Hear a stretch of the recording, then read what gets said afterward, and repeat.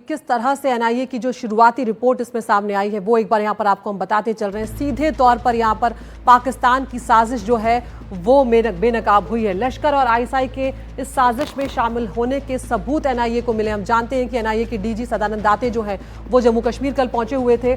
ISI के इशारे पर रची गई थी इस हमले की साजिश, जिसमें 26 से 27 बेगुनाह लोगों को मौत के घाट उतार दिया गया। आतंकियों ने वहां पर आकर फायरिंग की। लश्कर ए तैयबा का जो हेडक्वार्टर है उसमें इस साजिश को रचा गया। वहां पर ही ये पूरी प्लानिंग जो है इन लोगों ने की थी। हमले में शामिल 2 आतंकी पाकिस्तान के रहने वाले हैं, पाकिस्तान के वो निवासी हैं और उन लोगों ने इस हमले को अंजाम दिया है। हाशिम मूसा, जिसके ऊपर 20 लाख रुपए का इनाम रखा गया है, और अली भाई तलहा जो पाकिस्तान, ये दोनों वो आतंकी हैं जो पाकिस्तान के रहने वाले हैं और इस हमले में वो शामिल थे। पाकिस्तानी हैंडलर्स से ये दोनों लगातार संपर्क में थे, इन्हें लगातार कमांड्स मिल रहे थे और इस तरह के उपकरणों का भी इस्तेमाल किया जो हाईटेक उपकरण कहलाते हैं। इस हमले के पीछे पाकिस्तान से लगातार इन लोगों की वो चल रही थी। और अब हम ये भी बता रहे हैं आपको कि एनआईए की अब तक की कार्रवाई जो है वो क्या क्या हुई है, कहां तक एनआईए की जांच जो है पहुंची है। घटनास्थल की 3D मैपिंग जो है वो एनआईए कर चुका है। सीन भी यहाँ पर रिक्रिएट हो चुके हैं। वारदात की जो जगह है वहाँ का डेटा डंप जो है वो लिया गया है। बहुत बारीकी से, बहुत फॉरेंसिक तरीके से ये सारी जांच जो है वो की जाती है। 2800 से ज़्यादा लोगों से अब तक एनआईए की टीम जो है वो पूछताछ इस मामले में कर चुकी है और लगातार पूछताछ का सिलसिला जारी है, ताकि तार से तार जो है वो यहाँ पर जोड़े जा रहे हैं कि किस तरह से स्थानीय लोगों से या जो कुछ स्थानीय गुमराह किए गए लोग थे उनको इसमें शामिल किया गया था। 150 से ज़्यादा अब तक हिरासत में भी रखे हुए हैं यहाँ पर, जिनसे पूछताछ की गई, जिन पर शक हुआ उनके बारे में। मौके से मिले कारतूस की फॉरेंसिक जांच यहाँ पर की जा रही है। किस तरह की गन का इस्तेमाल किया गया, किस तरह के हथियार लेकर वो भारत की सीमा में दाखिल हुए थे। कई चश्मदीदों के बयान यहाँ पर दर्ज किए हैं। वो लोग जो वहाँ पर स्टॉल्स लगाए हुए थे, वो लोग जो घोड़े वाले थे, जो पर्यटक थे जिनके परिजनों की जान गई, ऐसे कई चश्मदीदों से बात की है एनआईए की टीम ने। सीसीटीवी जो कैमरे हैं उनके फुटेज की लगातार एनआईए की टीम जांच कर रही है। विस्तृत जांच यहां पर हो रही है, कोई भी पहलू यहां पर छोड़ा नहीं जा रहा है। आतंकियों के सैटेलाइट फोन्स जो हैं उनकी जांच भी यहां पर की जा रही है कि किस तरह से वो पाकिस्तानी हैंडलर्स के संपर्क में थे, कहां से दिशा निर्देश उन्हें मिल रहे थे, कौन वो लोग थे, क्योंकि यहाँ पर लश्कर ए तैयबा और आईएसआई जो है इस साजिश में सीधे तौर पर उनके शामिल होने के सबूत सामने आए।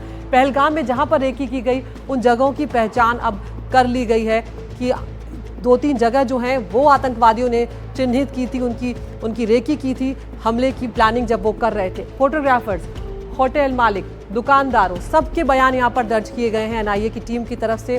जिस तरह से हम लगातार बता रहे हैं कि कोई भी यहाँ पर पहलू छोड़ा नहीं जा रहा है, क्योंकि तह तक पहुंचेंगे। आतंकियों का जो सफाया है वो करके रहेंगे। प्रधानमंत्री मोदी यहाँ पर कह चुके हैं। जिप लाइन वर्कर जो है, टूरिस्ट गाइड के बयान लिए जा रहे हैं उनसे, ताकि ये पता लग सके कि किस वक्त वो घुसे, किस तरफ से घुसे और कैसे उन्होंने लोगों को अचानक से निशाना बनाना शुरू कर दिया। हुर्रियत और जमात इस्लामी से जुड़े लोगों के यहाँ भी छापे यहाँ पर मारे जा रहे हैं। जो अतिवादी लोग हैं उनसे भी यहाँ पर छापे मारे जा रहे हैं, उनके यहाँ पर भी। हमारे साथ बेहद खास मेहमान जो हैं वो भी यहाँ पर जुड़ रहे हैं। Major general retired AK Siwach साहब हैं, रक्षा विशेषज्ञ हैं। दीपक वोहरा साहब हैं, पूर्व राजनयिक हैं। कर्नल रिटायर्ड RSN सिंह हैं, सुरक्षा विशेषज्ञ हैं। और मुकेश सिंह सेंगर मेरे सहयोगी भी बने हुए हैं। मुकेश, आपने जिस तरह से हाशिम मूसा के बारे में यहाँ पर बताया कि 20 लाख का ये इनामी है, दूसरा जो आतंकवादी है तलहा जिसका नाम यहाँ पर सामने आ रहा है, उसको लेकर कोई डिटेल सामने आए?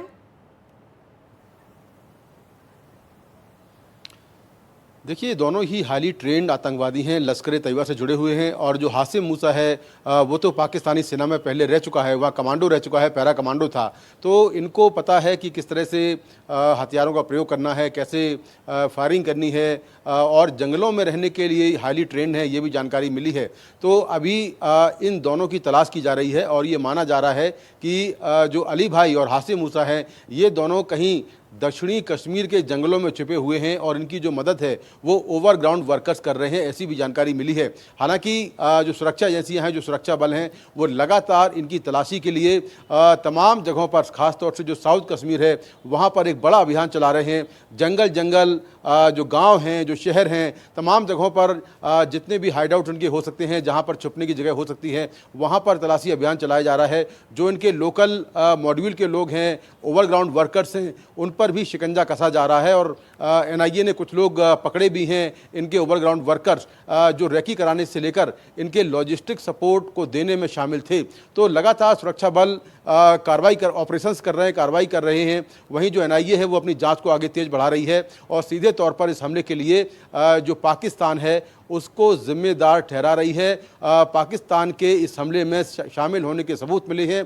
लश्कर तैयबा और आईएसआई की ये पूरी कॉन्स्पिरेसी बताई जा रही है और ये पूरा जो कॉन्स्पिरेसी है वो लश्कर के हेडक्वार्टर में हाफिज सईद और डिप्टी चीफ सैफुल्लाह ने मिलकर रची है, ये भी जानकारी मिली है। बिल्कुल मुकेश, आप बने रहिए हमारे साथ। मैं अपने मेहमानों का रुख यहाँ पर करूंगी। मेजर जनरल AK सिवाच साहब, यहाँ पर एनआईए की जो शुरुआती जांच है उसकी रिपोर्ट भी हमने यहाँ पर सामने रखी है कि किस तरह से शुरुआती जांच, जब हम जानते हैं कि डीजी जो है एनआईए के वो भी जम्मू कश्मीर कल पहुंचे थे, उन्होंने पूरे सुरक्षा हालात की समीक्षा की, जहाँ पर ये वारदात हुई वहाँ पर भी वो गए, तो एक तरह से पूरा जायजा लिया गया है कि किस तरह से इस हमले को अंजाम दिया गया।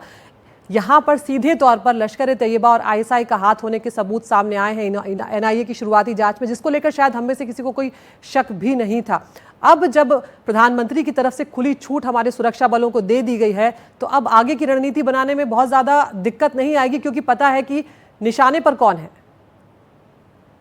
हाँ बिल्कुल, देखो इसमें कोई शक नहीं, ये जो भी आतंकवादी थे ये लश्कर तैयबा के थे और इनमें से जो 4 के करीब जो आए हुए हैं ये इन्फिल्ट्रेट किया है इन्होंने शायद रजौरी पुंछ के इलाके से, फिर ये डोडा किश्तवाड़ में आए और फिर ये पीर पंजाल को क्रॉस करके ये जो पहलगांव का इलाका है जो उसके अंदर आए थे। और ये सच्चाई है कि इसमें कोई शक नहीं है, ये जो कार्रवाई कराई है ये पाकिस्तान की आर्मी और आईएसआई ने कराई है। और जो इनमें से 2 आतंकवादी वो कमांडोज भी हैं, ट्रेन है, इनके पास हथियार बहुत आधुनिक थे। M4 कार्बाइन थी जो अमेरिका ने छोड़ी हुई है अफगानिस्तान में। तो ये सच्चाई है, इसमें कोई शक नहीं कि इसके अंदर आपको सिग्नेचर मिल गए पाकिस्तान की आर्मी और आईएसआई ने। ये एक प्रकार से पूरी जो कार्रवाई कराई है, इन्होंने पहले रेकी भी की और कहीं ना कहीं इनको जो भी इनके पास हथियार थे या इनके पास सैटेलाइट टेलीफोन थे, ये सारे के सारे पाकिस्तान ने ही इनको दिए हैं। अब बात आती है कि इसमें कोई शक नहीं कि हमने अब जवाब देना है। जैसे प्रधानमंत्री ने बहुत साफ सुथरे शब्दों में बोल दिया, अब की बार वो आतंकवादी ही नहीं रडार में, बल्कि उनके जो आका हैं जो कि पाकिस्तान की आर्मी और आईएसआई है, उसको भी सबक सिखाना है। जब तक उनको नहीं सबक सिखाएंगे, जब तक आप उनके ऊपर कॉस्ट नहीं डालेंगे, तब तक ये आतंकवाद की लड़ाई आप लड़ नहीं सकते। क्योंकि पाकिस्तान की जो पॉलिसी है ब्लीड इंडिया विद 1000 कट, वो ये करते रहेंगे। इनके लिए ये आतंकवादी एक स्ट्रेटेजिक एसेट है। तो ये सच्चाई है। एक आपको इनके ऊपर इतनी कॉस्ट लगानी पड़ेगी, इतनी चोट जाननी पड़ेगी कि आने वाले समय में इनकी रूह कांपे अगर आतंकवादी हमला ये कराने की कोशिश करते हैं। तो ये सच्चाई है। अभी मल्टी प्रोंग स्ट्रेटेजी के तहत भारत जा रहा है। पहले आप देखें इकोनॉमिक कार्रवाई की, जिससे इंडस वाटर ट्रीटी को हेल्ड इन अबेस कर दिया। फिर डिप्लोमेटिकली अगर आप देखें पाकिस्तान को पूरा आइसोलेट कर दिया। आज पाकिस्तान के साथ कोई नहीं खड़ा। चीन, टर्की और अजरबैजान, ये 3 देश हैं, वो भी खुल के पाकिस्तान के साथ नहीं, पूरा मुस्लिम वर्ल्ड भारत के साथ है। हम IMF को बोल रहे हैं इनको बेल आउट मत दो। कहीं ना कहीं यूनाइटेड नेशन सिक्योरिटी काउंसिल में बताया जा रहा है कि इनको पाकिस्तान को टेररिस्ट स्टेट डिक्लेयर करो। और यही नहीं, फाइनेंशियल एक्शन टास्क फोर्स जो है वो इसको ग्रे लिस्ट पे दोबारा डाले। तो ये जो पॉलिटिकल और डिप्लोमेटिक और इकोनॉमिक जो एक्शन है वो बड़े जोरों से हो रहे हैं। मगर इसके अब होगा, सबसे इंपॉर्टेंट है काइनेटिक, जो मिलिट्री ऑपरेशन कहाँ होगा, कब होगा, कैसी उसकी रूपरेखा होगी, वो प्रधानमंत्री ने एक प्रकार से आपको छूट दे दी है। जो हमारे chief of army staff, naval staff और एयरफोर्स के जो हमारे चीफ है, कि आप प्लान करें, आप सोच विचार करें कहां पर हमला होना चाहिए, कब होना चाहिए और किस रूप में। यहाँ पर मैं कर्नल RSN सिंह साहब को भी लाना चाहूंगी। सिवाच साहब, सिंह साहब, यहाँ पर जिस तरह से अमेरिका ने लादेन को मारा था, जिसे कहते हैं कि जो टारगेटेड बिल्कुल अटैक रहा और आपने अपने निशाने को, जो आपका टारगेट था, आपने उसको खत्म कर दिया। इस तरह के हमलों को अंजाम देने के लिए एक बड़ी रणनीति की जरूरत होती है, क्योंकि यहाँ पर ऐसे कई आतंकी हैं जिन्हें पाकिस्तान पनाह दे रहा है, और इसी तरह की तैयारी जो है इस बार भारत की तरफ से भी रहेगी। नहीं, पहली बात तो ये रिटेलिएशन, रिट्रीब्यूशन यानी कि बदला, ये मैं अब समय आ गया है इससे आगे निकलने का। जी हमको सोल्यूशन चाहिए, और सोल्यूशन है हमको जिहादिज्म को खत्म करना है।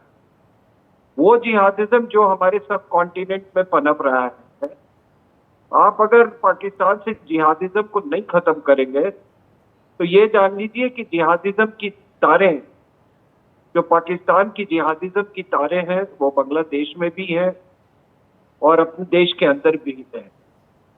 तो हमको जिहादिज्म को खत्म करना है। कैसे सर? क्योंकि नहीं, वरना ये साइकिल चलता रहेगा, जिहादी पैदा होते रहेंगे, मदरसे और ये उनको निकालते रहेंगे, प्रोडक्शन जारी रहेगा। कुछ दिन, कुछ महीने, कुछ साल हो सकते हैं शांति बनी रहे, और फिर ये दोबारा होगा।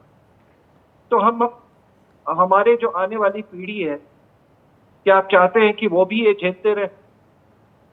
तो हमको इसको फिजिकल लेवल पे भी डिस्ट्रॉय करना है और आइडियोलॉजिकल लेवल पर भी इसको खत्म करना है। अब सवाल है कि आइडियोलॉजिकल लेवल पे खत्म करने के लिए हमारे पास योजना है। मुझे तो ऐसा लगता है कि योजना है, क्योंकि अगर ऐसा नहीं होता तो पाकिस्तान, ये मोदी साहब ये नहीं कहते कि ऑब्जेक्टिव बहुत बड़ा है और समय बहुत छोटा है। और मैं समझता हूं कि सरकार में मुझसे कहीं ज्यादा काबिल लोग बैठे हुए हैं, लेकिन फिर भी जब आप कुछ सवाल करते हैं तो मेरी जो औकात है उसके मुताबिक हम भी कुछ सुझाव देते हैं। और मुझे यकीन है कि इस बार जो होगा, जो मैं कह रहा हूँ, जो बिल्कुल सजेस्ट कर रहा हूँ, वैसा ही होगा। जी दीपक वोरा सर के पास भी मैं आऊंगी सर। एक मिनट में जी बात पूरी कीजिए। मैं कह रहा हूँ कि वरना अगर आइडियोलॉजिकल लेवल की लड़ाई नहीं होती तो ये जो अंतर्राष्ट्रीय समूह का जो आपको सहयोग प्राप्त हो रहा है वो नहीं होता। और जब हमने इंडस वाटर ट्रीटी को सस्पेंड किया तो वो एक आइडियोलॉजिकल लेवल पर हमने उसको एड्रेस किया। इस बात को समझ लीजिए।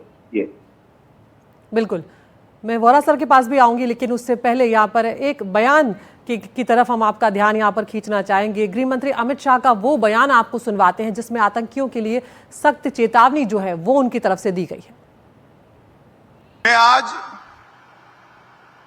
उन सभी आतंक की भेंट चढ़ने वाले हमारे नागरिकों को, उनके परिवारजनों को कहना चाहता हूं, एक क्षति सिर्फ आपकी क्षति नहीं है, आपके जितना ही दर्द देश के हर नागरिक के दिल में है, हर नागरिक इतना ही दुख का अभिव्यक्ति करना चाहता है। और मैं आज पूरे देश की जनता को यह बताना चाहता हूं कि 90 के दशक से कश्मीर में जो आतंकवाद चला रहे हैं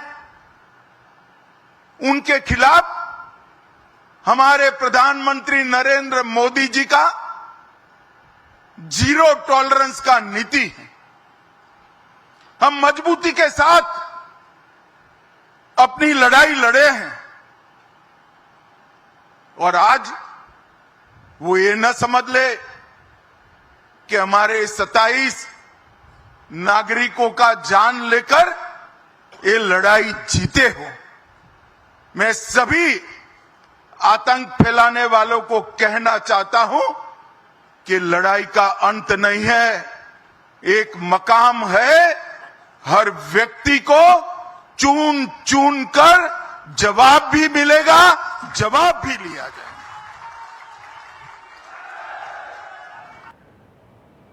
तो सुना आपने यहाँ पर गृह मंत्री अमित शाह को चुन चुन कर जवाब देने की बात यहाँ पर गृह मंत्री करते हुए नजर आ रहे हैं। एक बार फिर से अपने मेहमानों का रुख मैं यहाँ पर करूंगी। हमारे साथ तीनों मेहमान जुड़े हुए हैं। दीपक वोरा सर, यहाँ पर एक बार फिर ये बात सामने आई है कि ये लश्कर तैयबा और पाकिस्तान की खुफिया एजेंसी ISI की साजिश है। आपका रिएक्शन? बहुत धन्यवाद। जब आपके साथ होता हूँ I feel very good early in the morning. General Siraj साहब हैं, कर्नल साहब हैं, बहुत कुछ सीखता हूँ इनसे। अभी आप होम मिनिस्टर का बयान दे रही थी, चुन चुन के हिसाब लेंगे, इसका क्या मतलब है? रीडिंग बिटवीन द, मुझे 52 साल हो गए कूटनीति में। पीएम साहब ने भी एक बार कहा था, कुछ साल हो गए, कि चुन चुन के हिसाब लेना मेरी फितरत है। इसका मतलब यह है कि हमने आइडेंटिफाई कर दिए वो लोग रिस्पॉन्सिबल जो है इसके, तभी तो हम कह रहे हैं कि चुन चुन के हम आपको मारेंगे। मैम, मेरे गुरु चाणक्य थे, मैं तो चाणक्य की संतान हूं, हम सब चाणक्य की संतान है जो भारतीय डिप्लोमेसी में है। उसने कहा था बदला सिर्फ बदले के लिए नहीं लिया जाता, बदला लिया जाता है बदलाव लाने के लिए। तो अब क्या बदलाव हम लाना चाहें? अभी देखिए, आपने ही रिपोर्ट किया था कि वहां का कोई बेवकूफ मंत्री है, वो कह रहा था कि 24 और 36 घंटे के अंदर भारत हम पर हमला करेगा। उसको किसने बताया था? उसके चाचा ने बताया था। किसने बताया उसको? इसको अंग्रेजी में हम कहते हैं प्रीटेक्सटिंग, यानी क्षमा कीजिए, डिप्लोमेसी में हम ये करते हैं और कॉर्पोरेट सेक्टर में एक खतरा हम पैदा करते हैं। आई इन्वेंट अ खतरा और फिर सबको बता दो, देखो जी खतरा टल गया क्योंकि मैं यहां खड़ा हूं। सो यू क्रिएट अ खतरा imaginary and then you claim credit for solving. अब कोई दूसरा कह रहा है 24 घंटे में होगा, कोई कह रहा है 12 घंटे में। This is meaningless. ये बच्चे हैं हमारे सामने। अब एक और बड़ी दिलचस्प चीज हुई है मैम, जो मेरे ग्रुप हैं, lot of intelligence people, Pakistan में बात चल रही थी कि उनका जो नेशनल सिक्योरिटी एडवाइजर का दफ्तर है वहां से लीकेज बहुत हो रही, और किसी को स्केपगोट, किसी को बलि की बकरी बनाना। फौज डर गई। हो सकता है फौजी किसी को पकड़ के कहा दे, देखो हमने जी मार दिया उसको, अब सब ठीक हो गया। इसीलिए एनएसए जो आईएसआई का वाला है उसको एनएसए भी बना दे। ये पहली बार हुआ है। This is a military Koo inside Pakistan. दोनों तरफ से घेर लिया है। और ये जो बदमाश है, अपने आप को शरीफ कहता है, जिसके कुछ मेरा ख्याल उसको क्या पाइल्स हो गए थे या अल्सर्स हो गए थे, अस्पताल में घुस गया था, कौन सुनता है? Wishes army, useless government and hopeless people, ये है वहां की हकीकत। सो मैम, ये जो चीजें मैं देख रहा हूं जो इस समय रोजान नजर आ रहे हैं, सो यही लगता है कि एक साइलेंट कू तो हो चुका है, एक्चुअल कू आ जाएगा। अगर मिलिट्री तख्ता पलट देती है एकदम से, फिर कॉन्डेमनेशन, दुनिया के बड़े खराब लोग हैं, ये प्रतिबंध लगेगा, वो प्रतिबंध लगेगा, ये तो चुपचाप से। अब इसके बाद आप देखेंगे इनका गृह मंत्री जो है वो भी कोई मिलिट्री ऑफिसर बन जाएगा, विदेश मंत्री भी मिलिट्री ऑफिसर बन जाएगा। हल्के हल्के करके ये जो बड़ी पोंपों करते हैं यूएन में जाके, इन सबको साइड लाइन कर दे, कहीं गवर्नर बना दिया, ये बना दिया। फाइनली मैं इतना कहना चाहता हूँ मैम, करोड़ों लोग आपका प्रोग्राम देख रहे हैं। भारत के बारे में कहते हैं कि आपको तो 2.5 फ्रंट की वॉर लड़नी पड़ेगी। पाकिस्तान तो 5 फ्रंट की वॉर लड़ रहा है मैम। इस समय बलूचिस्तान में लड़ रहा है, खैबर पख्तूनख्वा में लड़ रहा है, अफगानिस्तान से लड़ रहा है, ईरान से लड़ रहा है और अपने लोगों से लड़ रहा है। तो मैं तो छठा फ्रंट होऊंगा अगर मेरे से पंगा उसने लिया। So you wait and watch ma'am. बस अब थोड़ा सा समय, थोड़ा सा पेशेंस हो, जब हमारे पास ये जानकारी पूरी आ जाएगी। And by the way, NIA, Bharat की जो जानकारी, it's considered the best investigating agency in the world. मेरे एफबीआई के दोस्त कहते हैं कि वो हमसे भी ज्यादा होशियार है। जैसे ही हो गया ये खबर आ गई, फिर मैम उसको let him stew in his juice, कहते हैं ना, उसको डर सताने दो। अरे कब मरेगा, कब मरेगा, कब मरेगा। मैडम, उनकी टीम, कोई उनकी सेनेटर हैं कि हम जाके ये कर देंगे अयोध्या में, वो कर देंगे। ओ मेम साहब, खाने को तो है नहीं तुम्हारे पास, क्या कर दोगे तुम जाके वहां पर? और फिर ये जो मैड मुल्ला मुनीर, आपको मालूम है जी, किसी ने नहीं देखा इसको पिछले 8 दिन से। कहां छुपा हुआ है ये? देश छोड़ के भाग गया क्या? तुर्किया चला गया? वो पुराना एक वीडियो दिखा दिया जी, वो बॉर्डर पे गया, मैं आंखें निकाल लूंगा, मैं ये कर लूंगा। Aren't nonsense. हम ऐसी बात नहीं करते। We are mature power. वो हमेशा हमारे पास न्यूक्लियर वेपन्स है। ओ यार, चाय पियो अगर न्यूक्लियर साहब, वेपन्स है। लेकिन जो बात वोरा सर अभी कह रहे हैं और जो बात कर्नल साहब कह रहे थे कि चुन चुन के मारने में भारत पूरी तरह से सक्षम है, लेकिन चुनौती तब पैदा होती है जब इस तरह की सरकारें, इस तरह की सेना जो पाकिस्तान कर रही है, वो ऐसे लोगों को पाल रही होती है, वो ऐसे लोगों को पनाह दे रही होती है। क्योंकि सांप का जहर उसके फन में होता है, पाकिस्तानियों का जहर उनके मन में है। कैसे उसको चेंज करेंगी? ये तो बच्चा जो होता है, पैदा होता है, वो ला इलाहा इल्लल्लाह तो बाद में सीखता है, पहले कहता मैं काफिरों को मारूंगा। How do you change this? You don't. और इसका एक ही मैम सोल्यूशन मैं बता देता हूं, and I am saying this with total responsibility. जितने भी लोग पाकिस्तान में ये देख रहे हैं ना प्रोग्राम, आपको बता देता हूं कि जो आपका ये रूप है, आपका जिंदा रहना दुनिया को कोई फायदा नहीं है, आपका मर जाना दुनिया को कोई नुकसान नहीं है। पूरी दुनिया बड़ी खुश होगी अगर आप आतंक के साथ आप भी खत्म हो जाए। I believe that is the only solution. बिल्कुल, आप दोनों मेहमान बने रहिए, इस चर्चा को हम आगे बढ़ाएंगे, लेकिन यहाँ पर लगातार इस बात पर नजर हम बनाए हुए हैं। दुनिया भर में आतंकवादी घटनाओं में पाकिस्तान का हाथ है। इसे लेकर सरकारी सूत्रों ने पाकिस्तान और आतंकवाद पर एक डोजियर भी जारी किया है। डोजियर में जो जानकारी दी गई है उसके मुताबिक पाकिस्तान या आतंकिस्तान, जिस तरह से हम लगातार उसके बारे में कह रहे हैं, दुनिया भर में आतंकवादी घटनाओं में पाकिस्तान का हाथ रहा है। ये बात उस डोजियर में है। आतंकवाद को शह देने का पाकिस्तान का एक लंबा इतिहास रहा है। कई जगहों पर पाकिस्तान के खुद बड़े नेताओं ने इस बात को स्वीकार भी किया है। दशकों से सीमा पार आतंकवाद जो है उसमें पाकिस्तान शामिल है।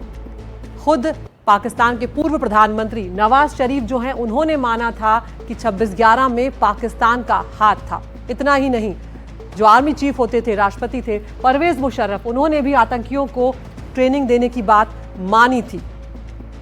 रक्षा मंत्री जो है पाकिस्तान के, उन्होंने भी माना है कि 3 दशकों से आतंकियों की मदद जो है वो पाकिस्तान कर रहा है। ये बातें अपने आप में बहुत ज्यादा मायने रखती हैं। अब आपको बताते हैं कि कैसे दुनिया भर की आतंकी घटनाओं में पाकिस्तान का हाथ है। सबसे पहले बात अगर अफगानिस्तान की हम करें तो यहाँ पर तालिबान और हक्कानी नेटवर्क जो है उसे ISI का समर्थन हासिल है। इसके अलावा अगर उनको फंड्स और ट्रेनिंग की हम बात करते हैं, आतंकियों को छुपाने के लिए जगह पाकिस्तान देता है।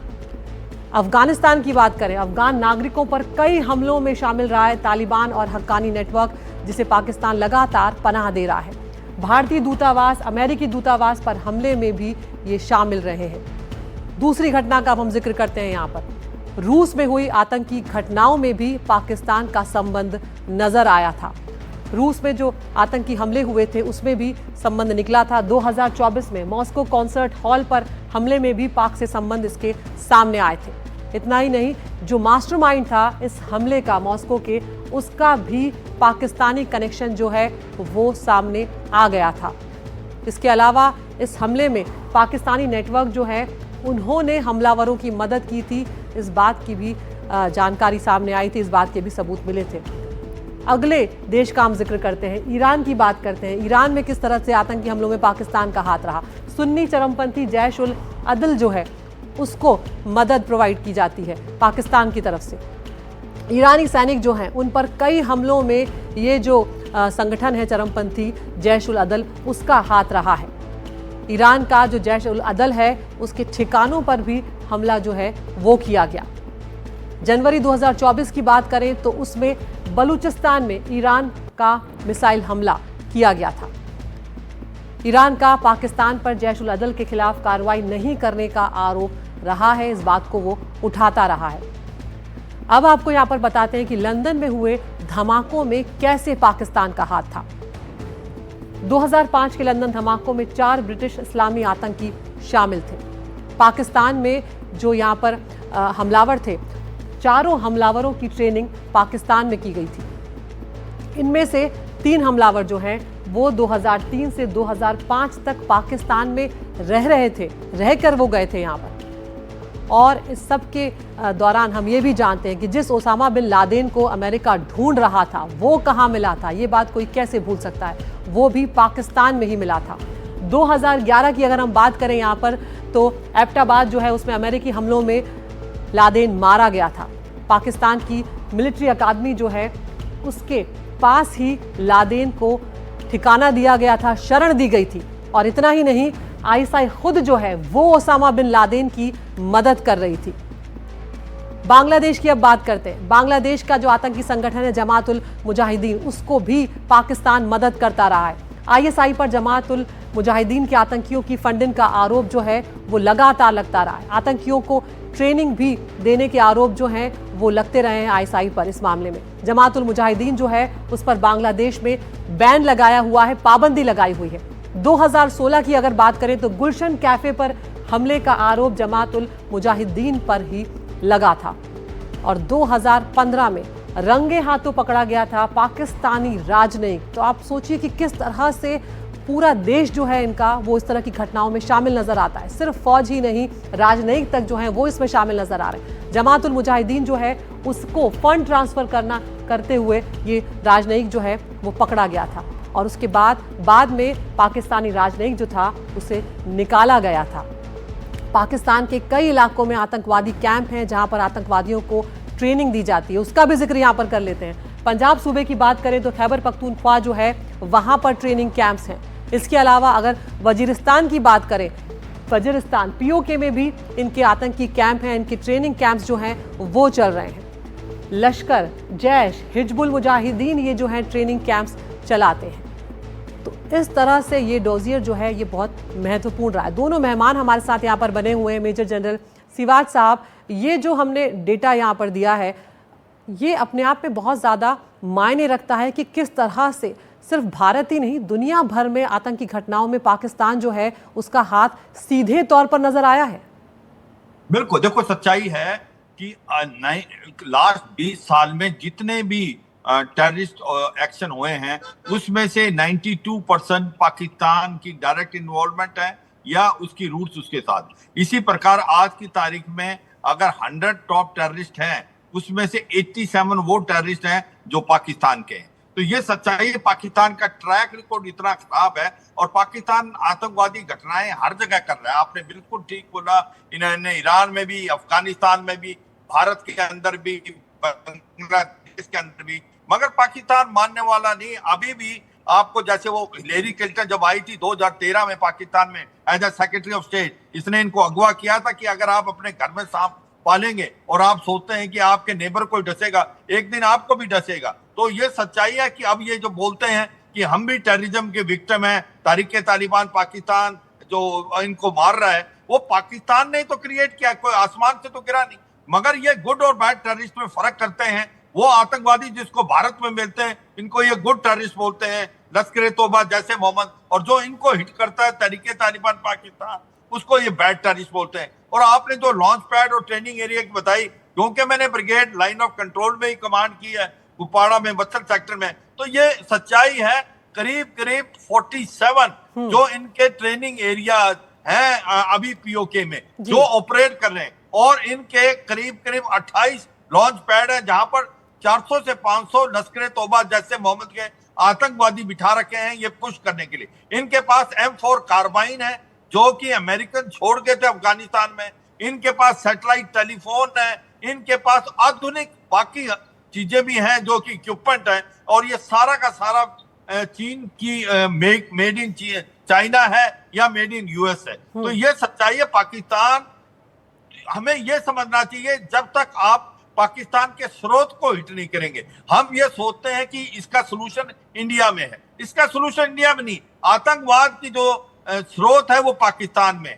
जब तक हम उसको हिट नहीं करेंगे तब तक ये हम लड़ाई जीत नहीं सकते। आतंकवाद की लड़ाई की जड़ें जो हैं वो पाकिस्तान में, क्योंकि पाकिस्तान हब सेंटर है, एक प्रकार नर्सरी है, आतंकवाद को पालता है, पोसता है, और पूरे वर्ल्ड में। तभी हम भारत कह रहे हैं यूनाइटेड नेशन सिक्योरिटी काउंसिल में ये अभी समय आ गया कि पाकिस्तान को एक प्रकार से आप टेररिस्ट स्टेट डिक्लेयर करें। और यही नहीं, ये सच्चाई है कि जो पाकिस्तान है वो अपने आप तो हालात खराब है, पॉलिटिकल इंस्टेबिलिटी, इकोनॉमिक क्राइसिस, आतंकवाद का दीपक बोहरा साहब, जो बात सिवाच साहब कह रहे हैं, सिवाच साहब कह रहे हैं कि आतंक का जो सोर्स है उसको खत्म करना यहाँ पर जरूरी है। कई डोजियर जो हैं वो दिए जा चुके हैं इससे पहले। पाकिस्तान की जो साजिशें होती हैं उन्हें कई बार भारत बेनकाब कर चुका है अंतर्राष्ट्रीय स्तर पर सबूतों के साथ, लेकिन बावजूद उसके हमें अंतर्राष्ट्रीय समर्थन भी हासिल है, लेकिन बावजूद उसके अगर पाकिस्तान अपनी हरकतों से बाज नहीं आ रहा है तो यहाँ पर और क्या कूटनीतिक रास्ते होते हैं जो अपनाए जाते हैं? बहुत अहम प्रश्न पूछा है। ये हम सब जानते हैं कितना किया, इतने देशों में हमला किया है, इतने तार पाकिस्तान के साथ, ऑल दिस वी नो। ये तो छपा हुआ है, किसी किताब में पकड़ लीजिएगा, आपको मिल जाएगा। आपका प्रश्न ये है कि अब आगे हम क्या कर सकते हैं। इसमें भी चाणक्य ने बताया है, साम दाम भेद दम। साम ये होता है पर्सुएजन, जो हमारे जैसे डिप्लोमैट्स करते हैं दुनिया में, वो अकेला पड़ गया, कोई उसका समर्थन नहीं करता। चीन है वहां पर क्योंकि चीन को एक रॉटवाइलर चाहिए। रॉटवाइलर बड़ा खतरनाक कुत्ता होता है, वो करता है, उसको चाहिए भारत को कंट्रोल, भारत के ऊपर दबाव डालने के लिए। बोलता भौंक तो वो भौंकता है, जैसे नॉर्थ कोरिया को भी पाल रखा है कि जापान के ऊपर प्रेशर डालने के लिए भौंक तो वो जापान की तरफ भौंकता है। दूसरा होता है मैम दान, इसको जिससे साम दान, जिसका मतलब इकोनॉमिक मेजर्स, वो हमारी इकोनॉमिक मिनिस्ट्रीज कर चुकी हैं, कटोरा इनके हाथ में है। तीसरा होता है मैम भेद, ये हमारे इंटेलिजेंस वाले करते हैं, अंदरूनी फूट पड़ जाती है जो इस समय हो रही है। क्योंकि मैं जानता हूं मैम, जब ये जो क्या नाम है इसका मैड मुल्ला मुनीर ये कजाकिस्तान में भाग गया था, जब ये हमला वो वापस दौड़ आया तो इसकी नेवी और air force chief, this is a fact, this is confirm, बोले कि तू क्या कर बैठा है, अगर भारत की एयरफोर्स ने हम पे हमला किया मैं उड़ नहीं सकूंगा, मेरा एक जहाज नहीं उड़ता है। नेवी वाला बोले मेरी सबमरीन तो सारी खराब पड़ी है, मैं क्या क्या, क्या लड़ूंगा उनके साथ, लेकिन ये माना नहीं, उनको भी साइडलाइन कर देगा। आप देखते जाइए क्या हो रहा है। तो वहां पे तो भेद हो जो फाइनली होता है दंड, और दंड मेरा मानना है काइनेटिक होगा मैम। एक बार पीट देंगे, दो बार पीट देंगे, वो बदलेगा नहीं। एक तरीका है जो मेरे जहन में है, 5 टुकड़े, और वो आपस में भिड़ते रहेंगे सारा वक्त, हमारी तरफ ध्यान नहीं देंगे। बलोचों का मेरे साथ कोई उनकी दुश्मनी नहीं है, अफगान की मेरे साथ कोई दुश्मनी नहीं। मैं तो पश्तून परिवार से संबंध, my father was a Pashtun man from Ghazni in Afghanistan. मैं जानता हूं कि पठान के साथ पंगा लेने का क्या मतलब होता है। ये बकवास करते थे। अगर ये बन जाए इसके 5 टुकड़े, सिंधिस्तान, पंजाब एक्सेट्रा एक्सेट्रा अलग हो जाए, फिर ये आपस में भिड़ेंगे और शायद फिर समझ जाएंगे कि भारत से पंगा लेने का हमें क्या मिला है। एक बार टूटे हैं, दैट इज नॉट इनफ। अब दोबारा इनको 5, मैम ये जितने ब्लीडिंग हार्ट्स है ना हमारे, अरे बड़े अच्छे लोग हैं पाकिस्तान के, उनके साथ दोस्ती करो, उनकी इज्जत करो, यार दिमाग खराब हो चुका है। मेरी अपनी सेवा, भारतीय विदेश सेवा की कुछ मेरे से सीनियर्स हैं जो ऐसी बातें करते हैं, मैं क्या कहूं ma'am, I don't want to name them, I don't want to criticise them, लेकिन हमारा मानना है, जो लोग सोचते हैं, समझते हैं, परखने की कोशिश करते हैं कि सिर्फ पिटाई करने, फौजी एक्शन, ये बॉम्ब फेंक दिया, वो बॉम्ब फेंक दिया, they are not going to learn. The only thing is तोड़ दो इनको, और जितने इनके आका हैं उनको मार दो, eliminate them, ma'am, targeted assassination। और कर्नल सिंह साहब, आपके पास मैं आऊंगी। जो बात दीपक बोहरा साहब कह रहे हैं, जो बात सिवाज साहब कह रहे हैं, कि अब जो बात खुद प्रधानमंत्री भी कहते आ रहे हैं कि अब सिर्फ जो ये काम कर रहे हैं उन तक नहीं पहुंचना होगा, इनको जो पीछे से हैंडल कर रहे हैं उनके जो आका हैं वहां तक पहुंचेंगे और कमर तोड़ दी जाएगी इस बार। तब जब फ्री हैंड दिया जाता है उसके मायने समझाएं एक बार कर्नल साहब। देखिए, अभी तक एक ये साइकिल चल रहा था मोदी साहब के आने से पहले कि टेररिस्ट अटैक होता था हमारे देश में, उसको या तो ट्रिविलाइज किया जाता था, या उसको सेकुलराइज किया जाता था, या नॉर्मलाइज किया जाता था, और फिर ये साइकिल चलता रहता था, talks and terror, terror and talks. Modi साहब ने वो साइकिल तोड़ दिया, पहले सर्जिकल स्ट्राइक से, फिर बालाकोट से। लेकिन हमने इन दोनों में टारगेट किया, हमने जो जिहादी तंजीमें हैं उनको टारगेट किया, हमने उनको, हम अभी तक नहीं टारगेट किया जो इसके जो उनके स्पॉन्सर थे, यानी कि पाकिस्तान आर्मी। इनफैक्ट अगर कहिए तो पाकिस्तान आर्मी का ये हिस्सा है। आपको ये मालूम होगा कि लश्कर तोयबा जैसे मोहम्मद जैसे ऑर्गेनाइजेशन में ये एक भाई एक रेगुलर आर्मी में रहता है, दूसरा लश्कर तोयबा में रहता है। और आपने देखा ये मूसा जो है ये आर्मी का ही था, ठीक है, स्पेशल फोर्सेस का था। अभी आपके पास तवूर राना है, वो भी आर्मी में डॉक्टर थे। तो ये एक, इसको आपको और हमको इसकी मतलब ये समझने में थोड़ी हैरानी होती होगी उसकी, लेकिन उनके यहाँ ये बहुत नॉर्मल है। तो इसलिए हमको इस बार पाकिस्तान के जो ये जो जिहाद के जो स्पॉन्सर्स हैं, that is the Pakistan army, उनको हमको टारगेट करना है। और टारगेट जब करना है तो हम इस तरह से टारगेट करेंगे कि करना चाहिए कि आवामी उनके खिलाफ खड़ी हो जाए। और ये आपको बता दें, वो जो कह रहे हैं कि हम भी दहशतगर्दी के शिकार हैं, तो ये वो लोग हैं जैसे तहरीके तालिबान पाकिस्तान, वो कहते हैं कि तुमने हमको इस्तेमाल किया, इस्तेमाल करने के बाद हमको अमेरिकन से ड्रोन भी करवाया जी, तुमने हमको ग्लोबल जिहाद के नाम पर हमसे लड़वाया।